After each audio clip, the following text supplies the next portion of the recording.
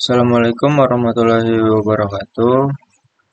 Perkenalkan, nama saya Muhammad Rifki Bayu Sasongko dari kelas TI 23B2 dengan NIM 3123100628 dari program studi Teknik Informatika. Di sini saya akan menjelaskan satu persatu secara detail tentang tugas logika informatika dari pertemuan kedua sampai dengan pertemuan ke-14. Baik, langsung saja dari tugas yang pertama. Di sini tugas yang pertama itu ada pada pertemuan kedua. Diketahui proposisi-proposisi berikut. P. Pemuda itu tinggi. Q. Pemuda itu tampan. Nyatakan dalam bentuk simbolik. Jawabannya, pemuda itu tinggi dan tampan. P. Konjungsi Q. Yang kedua, pemuda itu tinggi tapi tidak tampan. P. Konjungsi negasi Q. Yang ketiga, pemuda itu tidak tinggi maupun tampan.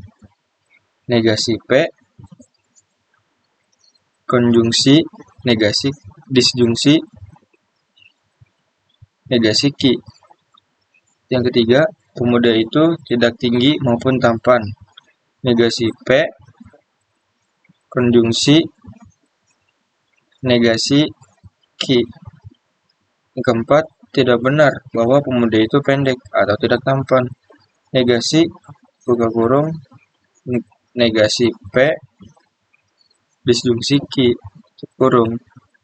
Yang kelima, pemuda itu tinggi atau pendek dan tampan, yaitu P disjungsi dalam kurung negasi P konjungsi Q. Yang keenam, tidak benar bahwa pemuda itu pendek maupun tampan. Negasi dalam kurung negasi P disjungsi Q. Lanjut ke pertemuan 3. Tugas yang kedua. Soal 1. P. Hari ini minggu.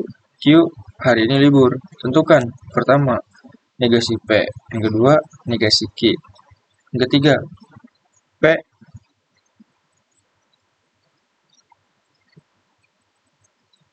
P konjungsi Q. Yang keempat, negasi P konjungsi Q.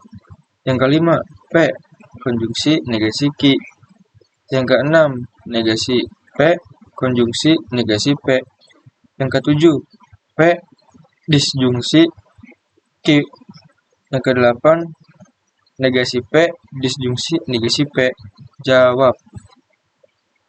Dari yang pertama, P. Hari ini libur. Q. Hari ini libur. Yang P. Hari ini hari Minggu. Yang Q. Hari ini libur. Yang pertama, negasi P. Hari ini bukan hari Minggu. Yang kedua, negasi Q. Hari ini bukan libur. Yang ketiga, P konjungsi Q. Hari ini hari Minggu dan hari ini libur. Yang keempat, negasi P konjungsi Q.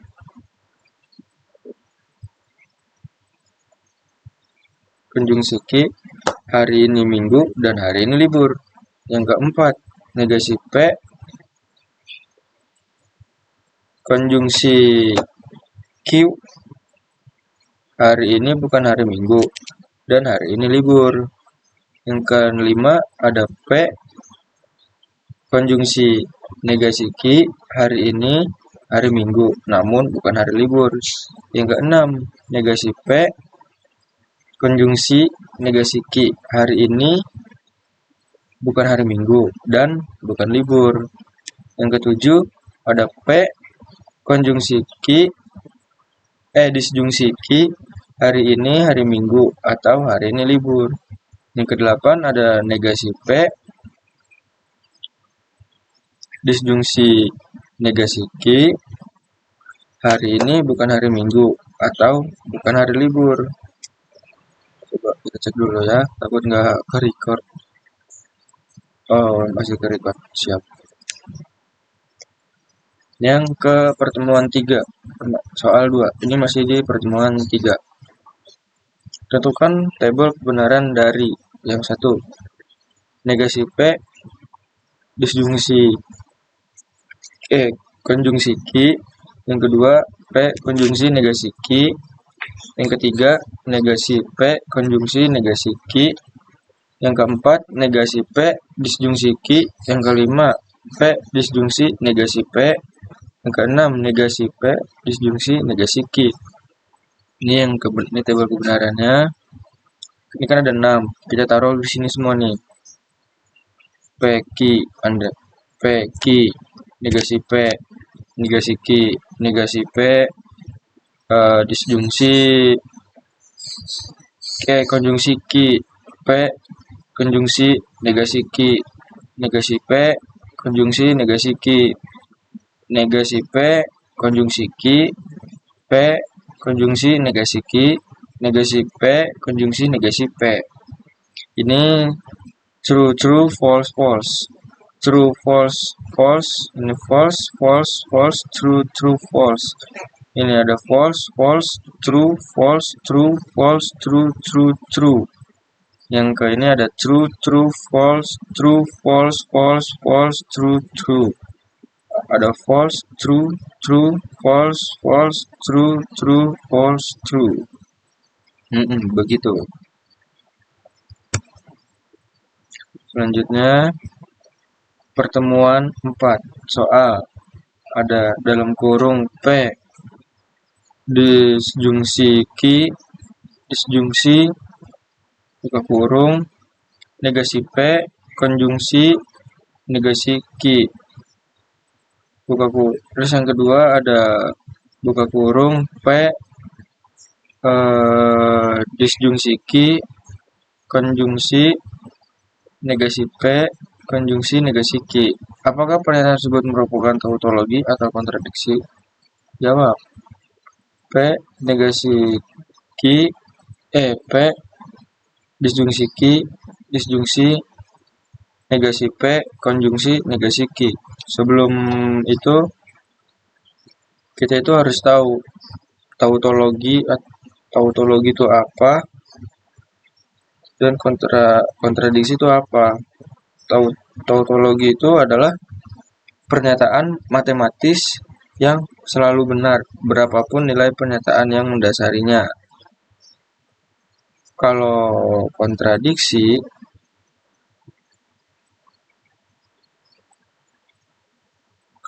itu pertentangan antara dua hal yang sangat berlawanan atau bertentangan. Jadi teman-teman semua itu harus tahu apa arti tautologi dan kontradiksi sebelum melanjutkan pembelajaran. Karena itu merupakan awal. Kalau awalnya belum ngerti, kesananya akan sulit. Itu teman-teman.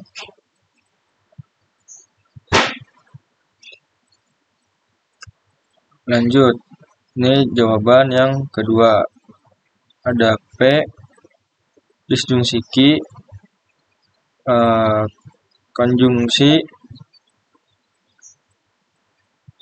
negasi P disjungsi konjungsi negasi Q. Di sini kita bikin tabelnya gini. Terus ini true false false false, true dan false. False false, true false, true false, true false false, true false, false true false false. Dari tabel kebenaran di atas yaitu kontradiksi karena hasilnya selalu salah. Gitu. Yang pertemuan 5, buktikan bahwa pernyataan berikut adalah ekuivalen menggunakan hukum ekuivalen. Ada dalam kurung P disjungsi Q konjungsi negasi Q negasi P disjungsi negasi Q ekuivalen dengan F. Terus sederhanakan soal dengan menggunakan hukum ekuivalen logika. Ini ada soalnya P implikasi Q, B implikasi negasi P, implikasi negasi P. Jadi nih tanda ini nih, tanda-tanda panah ke kanan itu namanya tuh implikasi. Nah, yang tanda panah kanan dan kiri ini namanya biimplikasi. Jadi dibacanya P implikasi Q, biimplikasi negasi P, implikasi negasi P. Tuh. Jawabannya ada distribusi konjungsi atas disjungsi P disjungsi Q konjungsi negasi P disjungsi negasi Q ekuivalen P disjungsi Q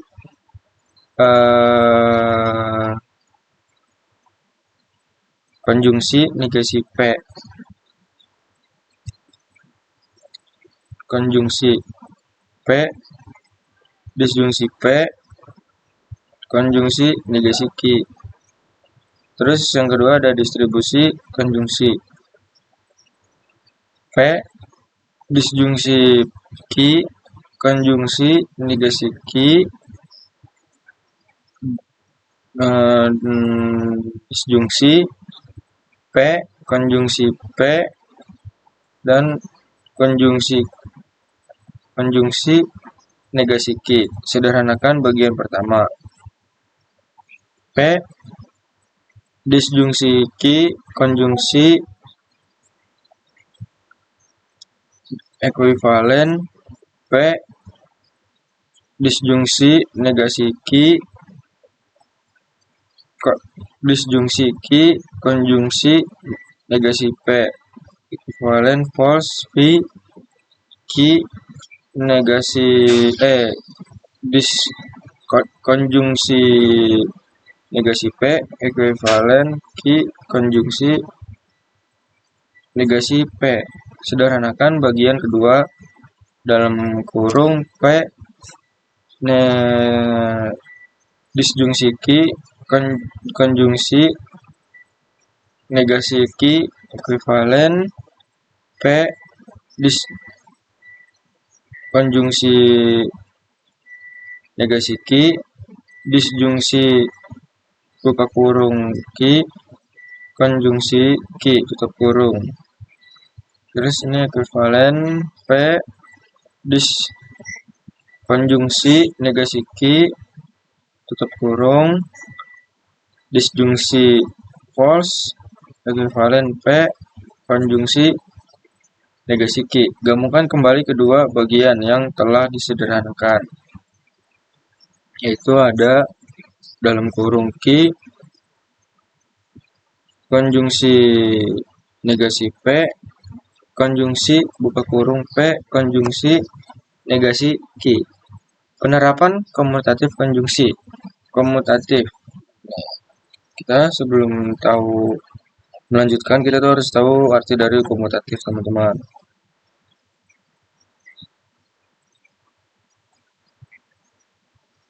Komutatif adalah sifat operasi hitung terhadap dua bilangan yang memenuhi pertukaran letak antar bilangan sehingga menghasilkan bilangan yang sama.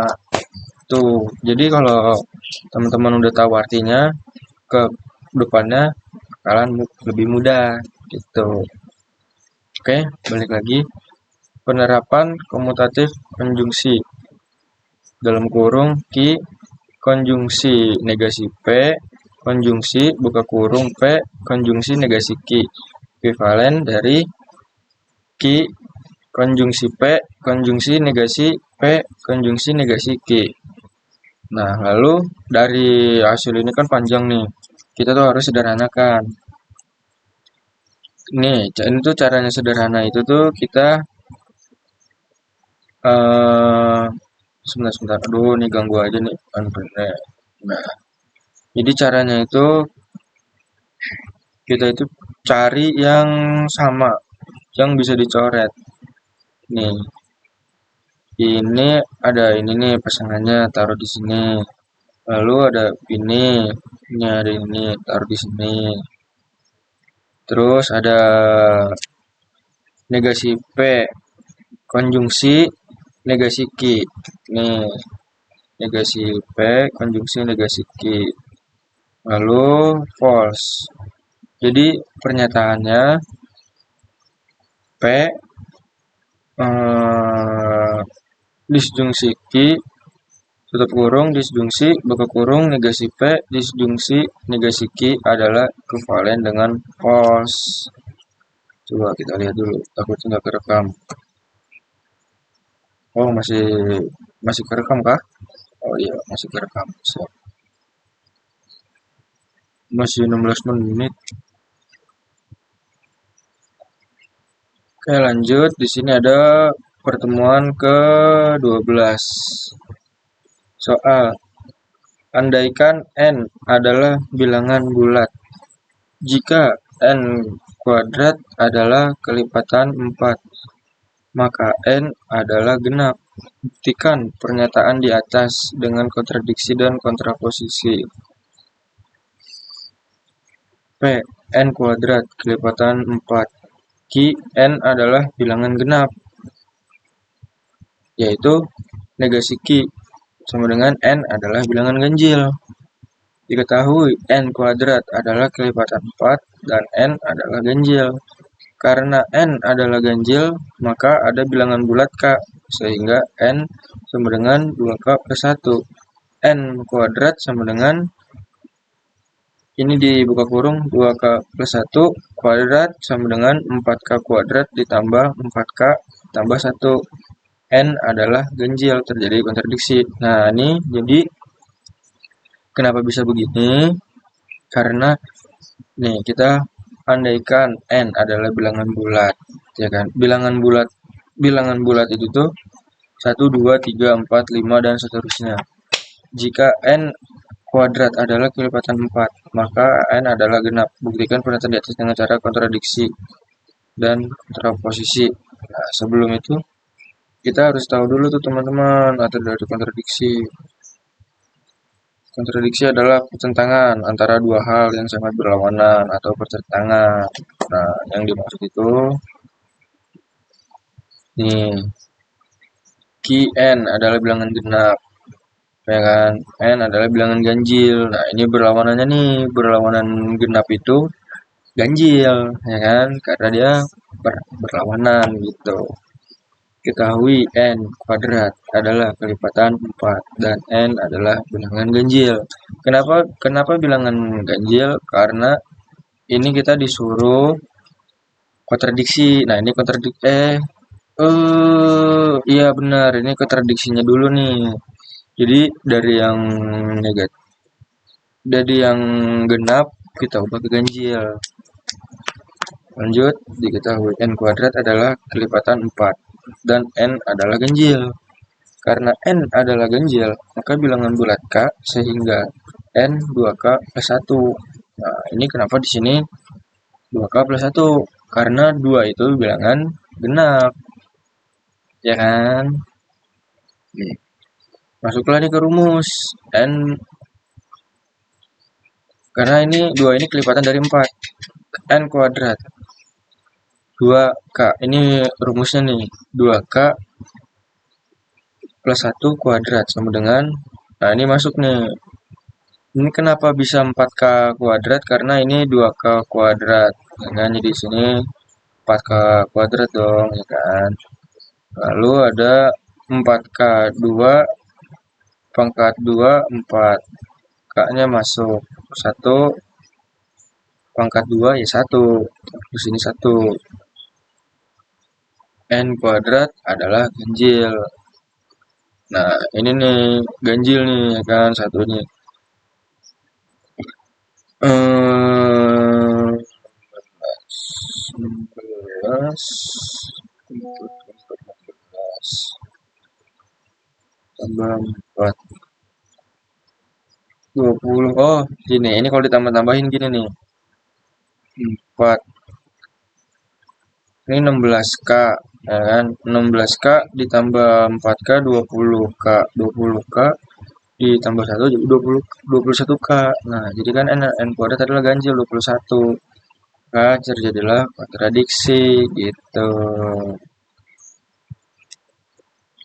Hmm, lanjut. Pertemuan 12. Soal. Buktikan pernyataan di atas dengan cara kontradiksi dan kontraposisi. Oh, ini yang tadi ini kontradiksi, nah ini yang kontraposisi nih. Kontraposisi. Jika N ganjil, maka N kuadrat bukan kelipatan 4. Karena N adalah ganjil, maka ada bilangan bulat K sehingga N 2K plus 1. N kuadrat. 2K plus 1 kuadrat ditambah 4K kuadrat ditambah 4K ditambah 1. N ganjil memastikan N kuadrat bukan kelipatan 4. Kontraposisi. Maka pernyataan asli terbukti benar. Kenapa bisa terbukti benar? Karena ini kita sudah buktikan dari sini. Ini otomatis ini udah ketahuan dong ya kan. Di sini itu benar harusnya N harus genap, tapi di sini kontradiksi.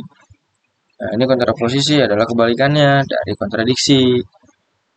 Nah, ini jawabannya sama. Jadi ya otomatis pembuktian itu benar gitu.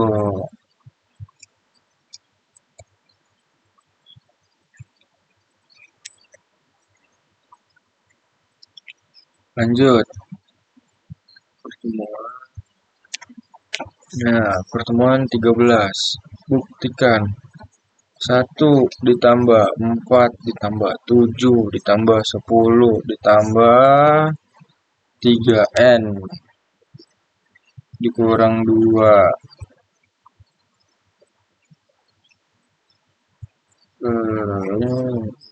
Ini berantakan. Sudah hapus.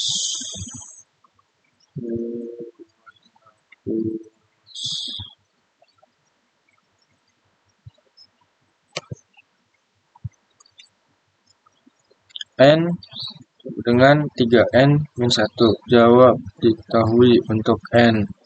K plus 1 benar. Coba ini kita buktikan. 1 ditambah 7 ditambah 10. Ditambah 3K min 2 ditambah 3 dikali K plus 1 min 2. 2. Ini jawabannya 1/2. 1/2. K plus 1. 3 dikali K plus 1 dikali min 1. Ini 1/2 K. 3K min 1 plus 3K plus 3 min 2. Ini ada 1/2. Aduh maaf, ini belum saya beresin ini, bisa saya bacakan.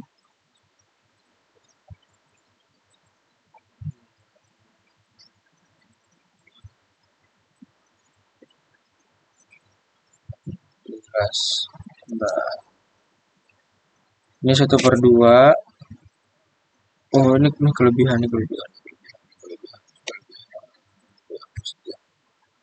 Ini ditaikin ke sini. Nah, 1/2. K plus 1 juga kurang lagi 3K plus 2. Ini lanjut lagi ke sini ada 3/2.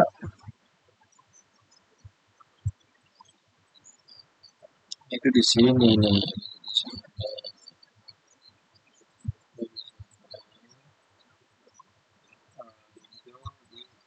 Kecilin lagi nih.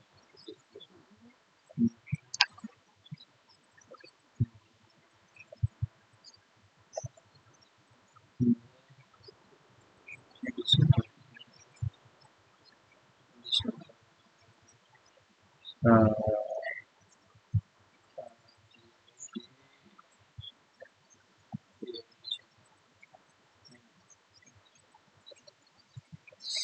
3/2 K kuadrat dikurang K ditambah 3K ditambah 1 sama dengan K plus 1, 3K plus 2, 5/2, 3/2 K pangkat 2 ditambah 1/2 K ditambah 3/2. Hasilnya segini, segini, segini. Dan kita dapat simpulkan hasilnya valid alias cocok gitu.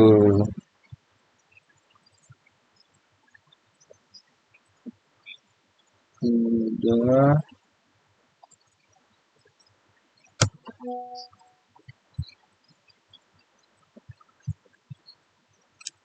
Pertemuan 14. Aduh, pegel-pegel.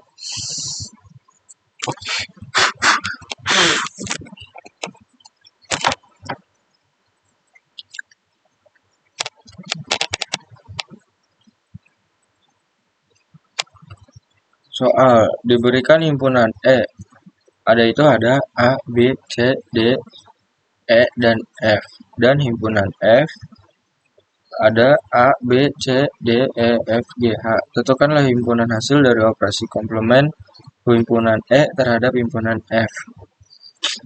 Yang soal nomor 2 diberikan himpunan G sama dengan 1, 2, 3, 4, 5 dan himpunan H 3, 4, 5, 6, 7. Tentukanlah himpunan hasil dari operasi selisih symmetric difference atau itu selisih simetris antara G dan H. Diberikan himpunan 1 dengan X adalah bilangan bulat positif yang merupakan faktor dari 24 dan himpunan J X adalah bilangan prima antara 1 dan 10. Tentukanlah apakah himpunan 1 merupakan himpunan bagian dari subset dari himpunan J. Ini jawabannya ada diketahui himpunan E A, B, C, D, E, F dan himpunan F A, B, C, D, E, F, G, H. Ditanyakan komplement himpunan E terhadap himpunan F. E pangkat C adalah himpunan yang memuat semua anggota himpunan semesta, tetapi yang bukan anggota E yaitu E, C, E pangkat C sama dengan F min E.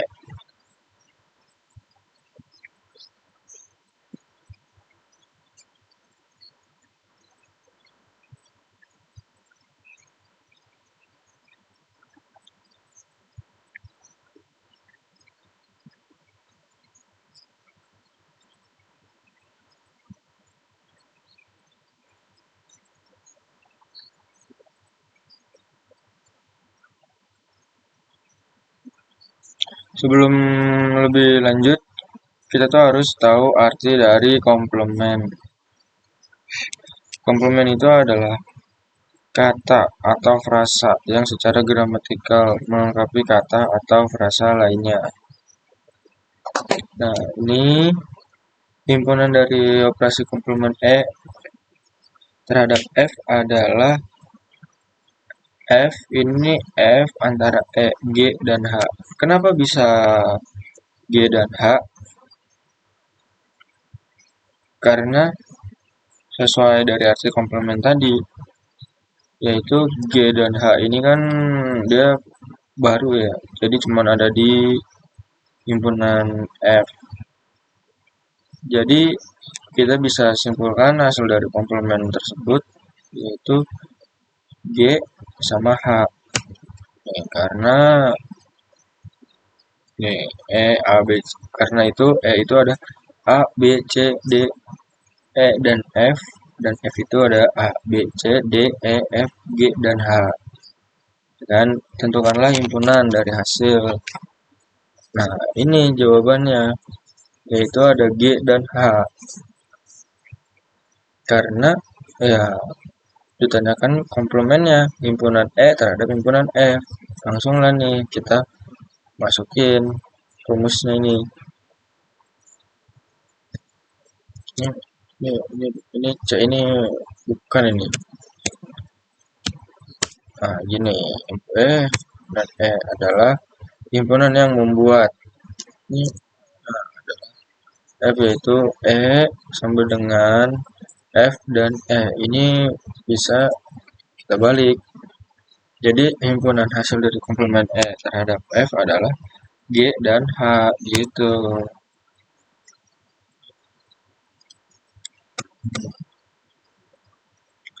Lanjut soal nomor 2. Berikan himpunan G 1, 2, 3, 4, dan 5 dan himpunan H 3, 4, 5, 6, dan 7. Tentukanlah himpunan hasil dari operasi selisih simetris antara G dan H. Operasi selisih simetris. Kita pahamin dulu perintahnya soalnya. Operasi selisih dan simetris. Nah, ini nih jawabannya. Diketahui himpunan G yaitu ada 1, 2, 3, 4, dan 5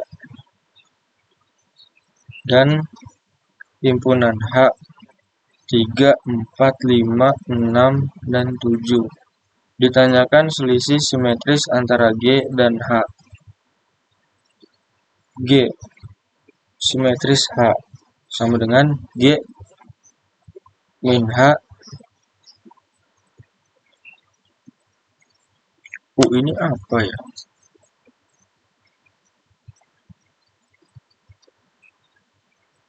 UI itu antara H dan G. G, H yaitu ada 1 sama 2 elemen G tetapi tidak di H. Nih, kenapa bisa dikatakan elemen G tidak di H? Nih, 1 dan 2 itu kan ada di G. Nih, 1, 2 itu ada di G. Tetapi tidak ada di H. Tuh, karena H itu dari 3, 4, 5, 6, 7. Nah, sedangkan kalau G ke H ini nih kita cari ini mana dari anggota G mana yang tidak ada di anggota H, yaitu 1 dan 2. Itu.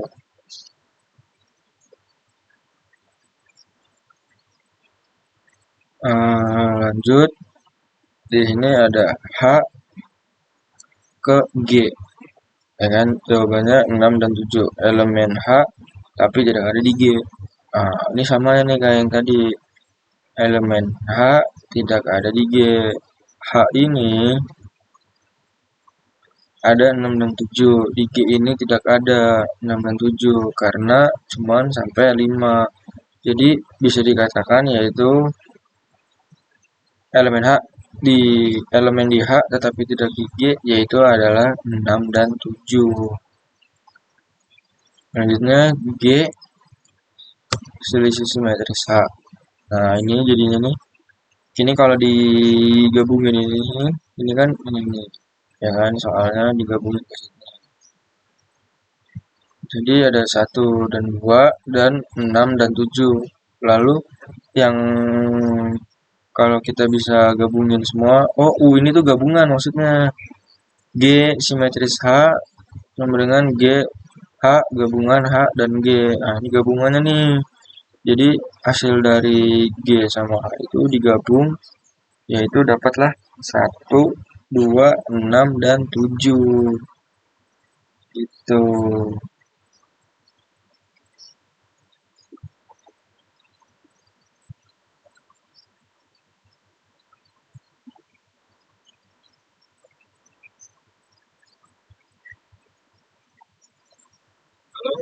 Salah kan 1 ditambah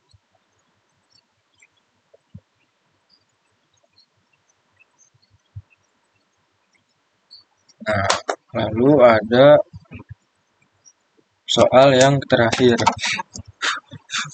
Banyak nyamuk guys. Banyak nyamuk ya.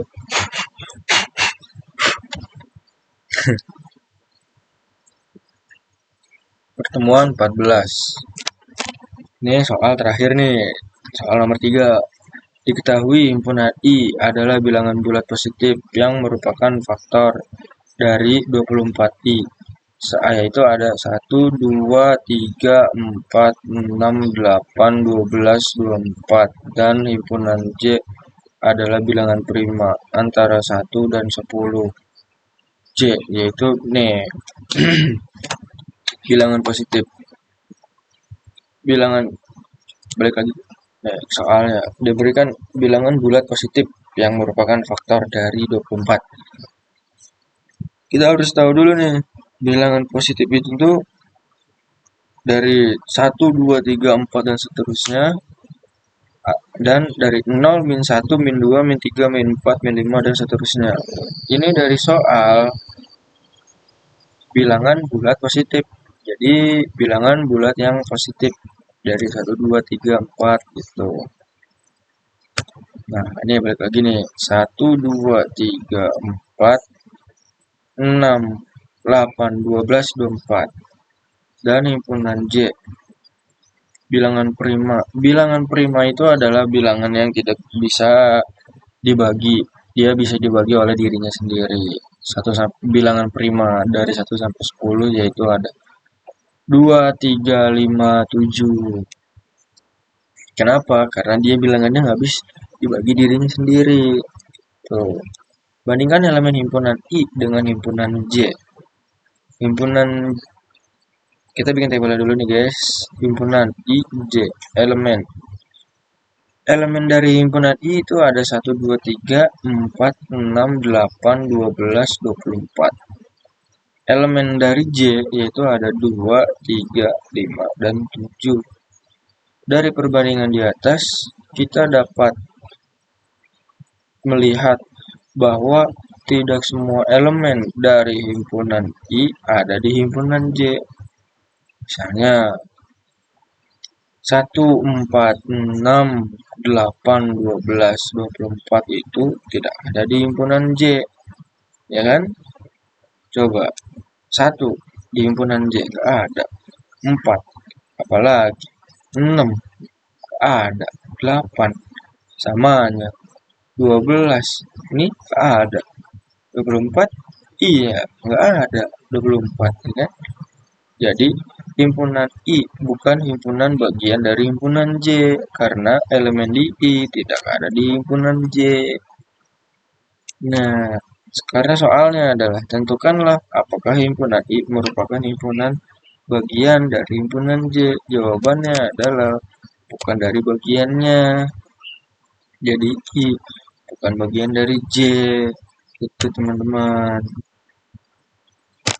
Oke, sekian dari saya penjelasannya, semoga dapat dimengerti. Mohon maaf jika ada tutur kata saya yang salah dan saya ngomongnya masih grogi karena saya jujur orangnya takut sama kamera. Jadi kalau ngomong sama depan kamera saya agak grogi. Terima kasih atas waktunya. Semoga dapat dipahami dengan baik. Terima kasih untuk Bapak dosen yang telah mengajar saya dengan penuh kesabaran dan kesenangan. Saya sangat berterima kasih kepada Bapak Saudin Skom Mkom selaku dosen pengampu mata kuliah Logika Informatika. Terima kasih. Wassalamualaikum warahmatullahi wabarakatuh.